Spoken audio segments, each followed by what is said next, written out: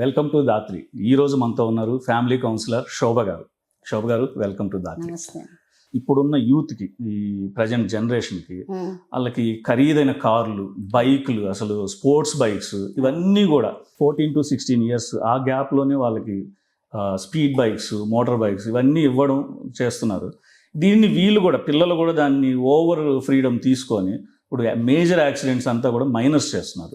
ఇలాంటి సందర్భాల్లో పేరెంట్స్ కానీ అందరూ చాలా ఇబ్బంది పడుతున్నారు. అంటే ప్రభుత్వం యొక్క పాత్ర ఈ ప్రజల మీద, వీటి మీద, ఈ ప్రమాదాల మీద ఎంత ఉందంటారు? ప్రభుత్వం పాత్ర ఉందండి, కానీ ప్రభుత్వం ఏం చేయాలంటే అవేర్నెస్ క్రియేట్ చేయాలి. ముఖ్యంగా పేరెంట్స్లో కూడా అవేర్నెస్ క్రియేట్ చేయాలి. నేను చదువుకున్నాను, నేను ఉద్యోగాలు చేసుకుంటున్నాం, మేము బిజినెస్లు చేసుకుంటున్నాం, మా పిల్లల్ని మంచి మంచి కార్పొరేట్ స్కూల్స్ చదివిస్తున్నాం, వాళ్ళు చూసుకోవాలంటారు చాలా మంది పేరెంట్స్. అది తప్పు కదా. మన పిల్లలు మనం ఎట్లా పెంచుతున్నామో, మనం వాళ్ళకి ఎటువంటి విలువలు అందిస్తున్నాం అనేది చాలా ముఖ్యం. అవి ఇవ్వకపోతే వాళ్ళు రేపొద్దున్న ఎట్లాగే తయారవుతారు. ఇప్పుడు పిల్లలకి కార్లు ఇచ్చేసి, డబ్బులు ఇచ్చేసి, వాళ్ళని రోడ్ల మీద వదిలేసి నువ్వేమైనా చేసుకోమ్మా, నీకు ఏదైనా అయితే మేము చూసుకుంటాంలే, మనకి ఆ పోలీసులు తెలుసు, మనకి ఈ రాజకీయ నాయకులు తెలుసు, మనకి పవర్ ఉంది పాలిటిక్స్లో, అంతా మనకు తెలిసిన వాళ్ళని చెప్పేసి అట్లా చేస్తున్నారు. దానివల్లే పిల్లల్లో కూడా చిన్నప్పటి నుంచి చదువు కంటే కూడా ఈ యాక్టివిటీస్ ఎక్కువైపోయాయి. ఎప్పుడు చూసినా ఫ్రెండ్స్తో పబ్బులకి వెళ్దాము, బర్త్డే అయితే పబ్బులకి వెళ్దాం. ఆ పూణే అతను చూశారు కదా, 10th class పిల్లాడు, 10th class పిల్లాడు ఎగ్జామ్స్ రాసుకుని ఇంట్లో ఉంటారు మామూలుగా, మనకు తెలిసి అయితే 10th class పిల్లాడు పరీక్ష రాసి పబ్కి వెళ్ళి ఫ్రెండ్స్తో తాగాడట. తాగి పోర్షే కార్ ఇచ్చారు అతనికి, డ్రైవర్ లేడు. ఆ కార్ వేసుకుని వాడు తాగి అర్ధరాత్రి వెళ్ళి యాక్సిడెంట్ చేసి ఒక అమ్మాయి, ఒక అబ్బాయి చచ్చిపోయారు. వాళ్ళు ఉద్యోగం చేసుకుని టెక్కీస్. ఎంత అన్యాయం ఇది అసలు. అసలు తలుచుకుంటే మనకే ఎంతో బాధగా ఉంటుంది. అసలు ఆ పేరెంట్స్, పైగా అబ్బాయికి మళ్ళీ పోలీస్ స్టేషన్లో కూర్చోబెట్టి ఇంపోజిషన్ రాయమన్నారు. ఇంపోజిషన్తో అది అయిపోతుందని, అంత తప్పుగా అసలు. అంటే అందరూ కూడా వ్యవస్థలో ఒక రకమైన, అంటే ఇది ఇంతే, ఇలాగే చేస్తాము, డబ్బులుంటే ఏమైనా చేసేయచ్చు, వీళ్ళని తప్పించేయచ్చు, ఇట్లా జరుగుతుంది. అట్లా కాకుండా ఉండాలి. సో సమాజం మారాలి, సమాజంలో అందరూ, అంటే భాగమైన ప్రభుత్వం మారాలి, ముఖ్యంగా ముందు పేరెంట్స్ మారాలి. తర్వాత ప్రభుత్వ పరంగా ఎలా ఉండాలి, మైనర్స్ డ్రైవింగ్ చేయకూడదు. తర్వాత తాగిన వాళ్ళు అసలు డ్రైవింగ్ చేయకూడదు. ప్రతి బార్ల దగ్గర, తాగే ప్లేసుల్లో అసలు పోలీసులు ఎందుకు ఉండరు? వాళ్ళు తాగిన వాళ్ళు డ్రైవ్ చేస్తుంటే ఏం చేస్తారు?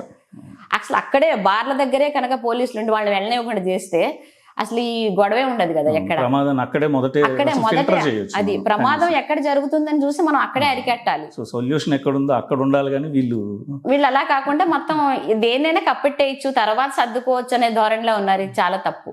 మన దాశరథి గారు చెప్పినట్టు, ఒక రాజును గెలిపించడంలో ఒరిగిన నరకంఠాలు ఎన్నో అన్నారు. అలాగా ఒక ధనవంతుల్ని గెలిపించడానికే వ్యవస్థలన్నీ పనిచేస్తున్నాయేమో అని ఆవేదన కలుగుతుంది మనకి.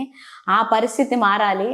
ధనవంతులే కాదు, పేదవాళ్ళు ప్రతి ఒక్కళ్ళు ఈ దేశంలో స్వేచ్ఛగా, స్వతంత్రంగా నివసించగలగాలి. ఆ దిశగా ప్రతి ఒక్కళ్ళు కృషి చేస్తే బాగుంటుంది. పిల్లలు పెద్దవాళ్ళని చూస్తూ పెరగడం, ఈ ప్రభావం వాళ్ళ మీద ఉండడం, ఇవన్నీ చూస్తుంటే అసలు స్కూళ్ళ పాత్ర కూడా ఇక్కడ ప్రతి స్కూల్లో కూడా వీళ్ళకి ఒక కౌన్సిలింగ్ పెడితే, అక్కడి నుంచే ఎక్కడైతే వాళ్ళు ఈ జ్ఞానాన్ని నేర్చుకోవాలనుకుంటారో ఆ స్కూళ్ళ నుంచే వీళ్ళ పరివర్తన అనేది మొదలైతే బాగుంటుందేమో అని నాకు అనిపిస్తుంది. సో ఇప్పుడు ఈ పిల్లల మీద విద్యా సంస్థల పాత్ర ఎంత ఉంటుందంటారు? చాలా ఉంటుందండి. ముఖ్యంగా కార్పొరేట్ స్కూల్స్ కొన్ని చూసుకుంటే కనుక, మనం ఇంతకుముందు ఎట్లుండేదంటే, మనకి గవర్నమెంట్ స్కూల్ అయినా ప్రైవేట్ స్కూల్ అయినా టీచర్స్ పిల్లలతో చాలా క్లోజ్గా ఉండేవాళ్ళు. మనకు ఏదైనా మీరు గమనిస్తే కనుక మనకి ప్రతి స్కూల్లో మన చిన్నప్పుడు ఒక ఫేవరెట్ టీచర్ ఉండేవాళ్ళు. మనకి ఏమైనా మంచి వచ్చినా చెడు వచ్చినా మనం వెళ్ళి ఆ టీచర్తో చెప్పేవాళ్ళం. వాళ్ళు కూడా నిజంగా ఒక పేరెంట్ లాగా తీసుకొని మన పేరెంట్స్తో మాట్లాడి చాలా మనకి ఒక గైడ్ చేసేవాళ్ళు. ఇప్పుడు కార్పొరేట్ స్కూల్స్లో అయితే ఉండదు. నువ్వు చదువు కోసం 24 గంటలు చదువు రుబ్బడం. ఒక్కోసారి ఏమవుతుందంటే, ఆ ఫ్రస్ట్రేషన్లో పిల్లలు ఈ సెల్ ఫోన్స్కి, ఈ చెడు హ్యాబిట్స్కి, వాటికి వాళ్ళు అడిక్ట్ అవుతున్నారు. అట్లా కాకుండా పేరెంట్స్ ఏం చేస్తారు, మేము ఇందులో చదువుకుంటేనే నీకు ఇది, నువ్వు IIT అవ్వాలి, ఇది అవ్వాలి అని చెప్పి వాళ్ళ మీద ప్రెషర్ పెట్టేస్తున్నారు. ఈ స్కూల్స్లో ఆల్రెడీ వాళ్ళకి కేవలం వాళ్ళది డబ్బు, ర్యాంకులే కావాలి వాళ్ళకి. పిల్లలు ఏమైపోతే వాళ్ళకి ఎందుకు, ఎంతమంది పిల్లలు ఆత్మహత్యలు చేసుకుంటుంటే ప్రభుత్వం కానీ ఆ స్కూళ్ళ వాళ్ళు కానీ ఏమైనా స్పందిస్తున్నారా? ఎప్పుడు చూసినా పేపర్ల నిండా వాళ్ళు అడ్వర్టైజ్మెంట్లు ఇచ్చుకుంటారు కానీ అయ్యో ఇంతమంది పిల్లలకి ఇంత బాధ కలుగుతోంది, ఇంతమంది ఆత్మహత్యలు చేసుకున్నారు, వీళ్ళని మనం దీన్ని అరికట్టాలి, ఇది సరైన సిస్టమ్ కాదు, పిల్లలకి చదువుకోవడానికి ఒక మంచి ఎన్విరాన్మెంట్ కల్పించాలి, వాళ్ళ స్వేచ్ఛగా ఉండాలి అని ఎవరు అనుకోవట్లేదు. ప్రభుత్వాలు, ముఖ్యంగా ప్రభుత్వాలు, విద్యా సంస్థలు ఈ రెండు మారాలి. చదువు వైద్యం అనేవి ఎప్పుడు కూడా కొనకూడదు నిజానికి. కానీ మన దురదృష్టం ఏంటంటే మన దేశంలో ఆ రెండే ఈ పేదల్నిగా పీల్చి పిప్పి చేస్తున్నవి ఈ రెండు. చదువుకోవాలంటే చాలా కష్టపడాలి, అలాగే వైద్యానికి కూడా చాలా కష్టపడాలి. కనీసం చదువు నుంచి మనం పిల్లలకి సరైన వాతావరణం ఇవ్వగలిగితే చాలా సమస్యలు నివారించవచ్చు. ముఖ్యంగా మీరు అన్నట్టు కౌన్సిలర్, ఓకే ఇప్పుడు వాళ్ళ టీచర్లు చెప్పలేరు, వాళ్ళ బిజీలో వాళ్ళు ఎంతసేపు పాఠాలు చెప్పాలి. అందుకని ఈ పిల్లలకు వచ్చే ప్రాబ్లమ్స్ కోసం ఒక కౌన్సిలర్ని కనుక ప్రతి స్కూల్లోనే అపాయింట్ చేసుకుంటే, కనీసం కొన్ని స్కూల్స్ కలిపి ఒక కౌన్సిలర్ని పెట్టుకున్నా కూడా చాలా వాళ్ళల్లో ఉండే మానసిక సమస్యలు, శారీరక సమస్యలు, టీనేజ్లు చాలా వస్తాయి.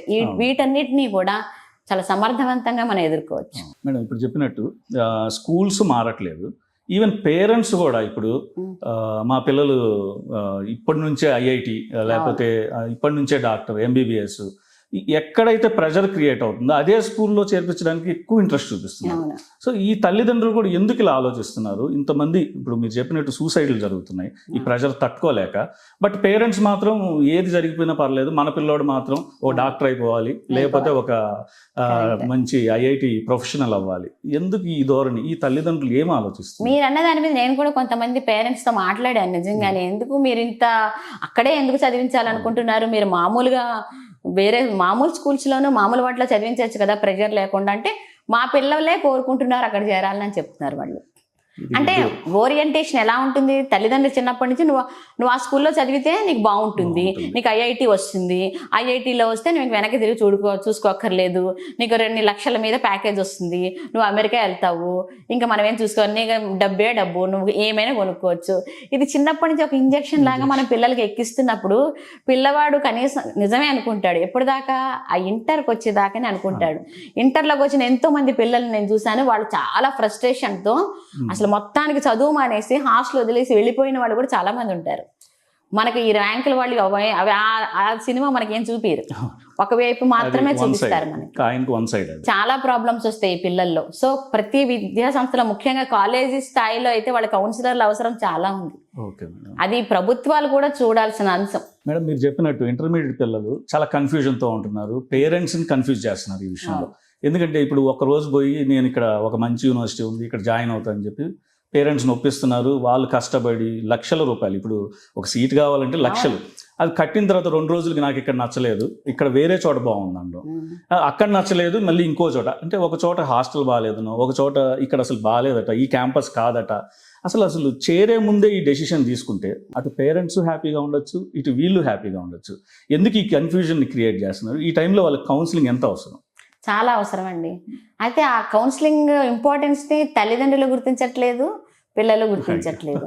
ఎంతసేపు మీరు వాళ్ళు ఏంటి కాలేజీలు వాళ్ళు ముందే ఫోన్లు చేసేసి వాళ్ళ దగ్గరికి రమ్మని వదలగొడతారు వీళ్ళని. సో వెళ్ళినప్పుడు ఏంటి వాళ్ళు కలర్ పిక్చర్ చూపిస్తారు వీళ్ళకి, మీ పిల్లలు ఇలా బాగా ఇంత మంచి సౌకర్యాలు ఉన్నాయి మా దగ్గర, ఇంత బాగా చదువుకోవచ్చు, ఇంత మంచి ఫ్యాకల్టీ ఉంది మా దగ్గర అని చెప్తారు. మీ పిల్లలకి అంత కెపాసిటీ, ఎంత కెపాసిటీ ఉంది మన పిల్లలకి మనకు తెలీదా? తెలిసినా సరే ఆ కాలేజీలో చదివితే మన వాడికి వస్తుంది అనుకుంటారు. నిజానికి అది చాలా తప్పు. అట్లా రాదు. మన పిల్లల కెపాసిటీని బట్టి మనం చదివిస్తే వాళ్ళు ఇంకా చాలా బాగా గ్రోత్ ఉంటుంది.